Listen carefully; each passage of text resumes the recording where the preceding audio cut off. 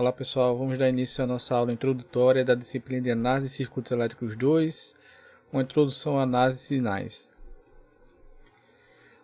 E o que seriam sinais, né? Sinais é um conjunto de dados ou informações em funções de uma ou mais variável, como tempo, espaço ou frequência. A gente pode ter como exemplo aí um sinal que informa o descarregamento de um capacitor, um sinal de fala ou a bolsa de valores. Então, um sinal basicamente é a representação de alguma variável no espaço ou no tempo, e a gente consegue ver essa representação de forma gráfica. Então esse seria o sinal aqui sendo representado de descarga e carga do capacitor aqui para esse circuito, tá ok? O que seria sistemas? Responsável pelo processamento e manipulações dos sinais de entrada, sendo capaz de modificar ou extrair informações por meio de sinais. Pode ser tanto um hardware como um software, né? A gente vai ter como exemplo aí sinais de comunicação ou telecomunicações. O que acontece? A gente vai ter um sinal de fala aqui, um sinal de televisão, um sinal de computador que vai enviar uma mensagem através de um transmissor. Esse transmissor vai converter esses sinais, essas mensagens, né, num sinal. Esse sinal vai ser transmitido através de um canal, que pode ser via fibra ótica, um cabo coaxial, um canal via satélite, né, via rádio móvel. Esse sinal vai ser transmitido através desse canal, será recebido no receptor, e aí a gente vai ter a reconstrução novamente do sinal aqui no receptor, ok? Um exemplo aqui da variação que a gente tem das frequências, tá? Para a emissão desses sinais. Aqui a gente está das frequências mais altas para frequências mais baixas.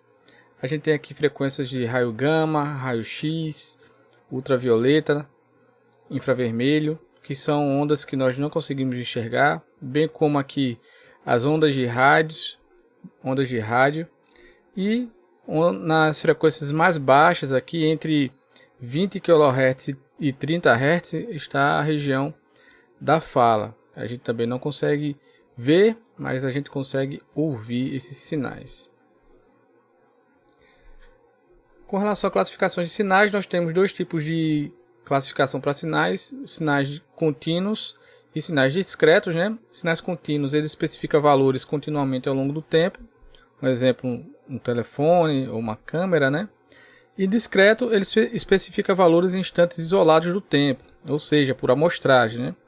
A gente poderia ter como exemplo um gráfico do PIB trimestral, um orçamento mensal.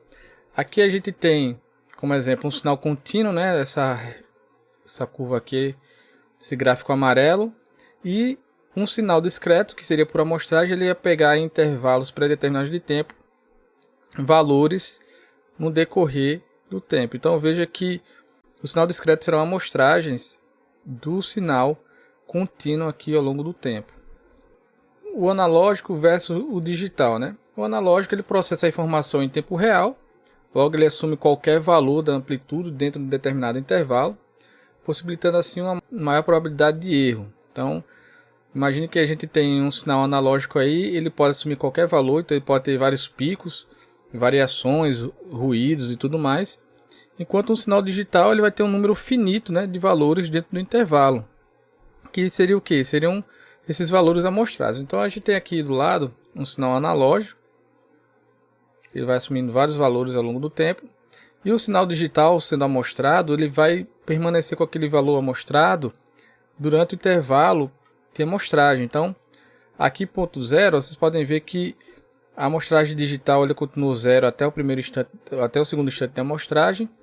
E aí no segundo instante de amostragem, o valor assumido aqui pelo sinal digital já é um valor bem maior, acompanhando o sinal analógico. E aí o sinal vai sendo amostrado e ele vai se aproximando ao sinal analógico, né? Obviamente, quanto menor for esse tempo aqui de amostragem, mais fiel o sinal digital vai estar parecido aí com o sinal analógico. A gente tem aqui um exemplo de sinal analógico, né? Nossas TVs de antigamente, sinais digitais, uma qualidade bem maior. E a gente tem a classificação aqui, ó, por sinais periódicos e não periódicos. Esse daqui, ó, um ponto bem importante para a nossa disciplina, pessoal, que nós vamos trabalhar com sinais periódicos. E o que seria um sinal periódico, né? É um sinal que permanece inalterado quando deslocado no tempo por um período. O que seria isso? Significa que esse sinal ele é um sinal que ele tem um período pré-determinado, específico, e ele é repetitivo. Então, vamos supor, vamos olhar aqui nesse gráfico do lado, né? A gente tem essa figura aqui com essa forma de onda, e vejam que ele tem um sinal padrão que ele vai se repetindo ao longo do tempo. E essa repetição aqui a gente vai chamar de período da onda.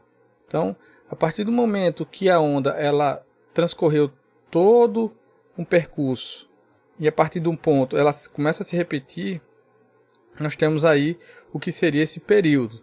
Então, um sinal periódico, o que acontece? Um sinal f de t aqui é igual a f de t mais t0, onde esse t0 aqui é um período. Então, significa que se eu pegar um valor nesse instante de tempo aqui, ó, nesse ponto, eu vou ter um valor, vamos supor que esse aqui vai ser 1. Se eu deslocar por igual valor de um período, ele vai ter que ter esse mesmo valor. Então, o que seria um período aqui? Seria desse ponto até esse ponto aqui. Seria nosso T0, que daria 1. Exemplificando aqui, vamos supor que a gente vai pegar esse ponto. Esse ponto aqui eu vou ter um sinal aqui de menos 5, por exemplo. Se eu deslocar um período, eu vou ter que ter esse sinal de menos 5 também. Então, é o que acontece aqui. Então, essa propriedade aqui é muito importante para a gente, tá, pessoal? Esse sinal periódico aqui é o que a gente vai estar trabalhando nessa nossa primeira unidade, tá ok? E sinais não periódicos são sinais que não possuem uma repetibilidade. Então, é um sinal que ele vai variando no tempo e você não tem como prever o comportamento dele, certo? É o que acontece aqui nesse gráfico. É uma função x de t, que ela vai aumentando de valor ao longo do tempo e ela não se repete ao longo do tempo. Então, nós temos sinais determinísticos, né? E não determinísticos, são sinais aleatórios. Esses sinais determinísticos são sinais que possuem um período pré-determinado, que é o que está acontecendo nessa figura aqui, ó. Nós temos uma onda quadrada, que ela vai se repetindo no período t e vai variando entre valores 1 ou menos 1 ao longo do tempo, tá ok? E sinais aleatórios são sinais que a gente não consegue predeterminar o comportamento dele. Por exemplo, aqui o ruído, né? A gente tem 4 sinais aqui que tem um comportamento totalmente aleatório. Pode ser um barulho, um som ambiente, que vai estar injetando um sinal aleatório aqui indeterminado. E dentro dos sinais, né, que temos um período pré-determinado, a gente tem a classificação de classificação par e classificação ímpar, que a gente chama de simetria par, simetria ímpar. O que seria a simetria par? A simetria par, ela diz que entre os dois lados do eixo y, eu vou ter o mesmo valor para aquela função. Então vamos lá, se eu tenho um sinal f de t, significa que se eu pegar um sinal f de menos t, a função terá que ter o mesmo valor. Vamos observar aqui, ó. Vamos supor que eu vou estar pegando o ponto 6 aqui, tá? 6 vai ter aproximadamente 1 nesse nosso gráfico. Se eu pegar o f de menos 6 e der o mesmo valor, significa que nosso sinal tem uma simetria par, tá? Mas, obviamente, isso a gente não pode testar apenas para um ponto. Isso tem que ser para todos os pontos. Então, tem que valer para qualquer valor de f de t e f de menos t. Vamos pegar aqui, ó, o valor de 3, f de 3. F de 3 vai ter um valor de menos 1 e f de menos 3 também tem um valor de menos 1, garantindo assim a nossa simetria par, ok? E o que seria a simetria ímpar? A simetria ímpar seria o seguinte: para um sinal de f de menos t, o sinal de f de t deve ter o valor negativo em relação ao sinal de f menos t, né? Então, o que seria isso? Vamos olhar aqui no gráfico. Vamos supor que esse ponto é 1 sobre 4.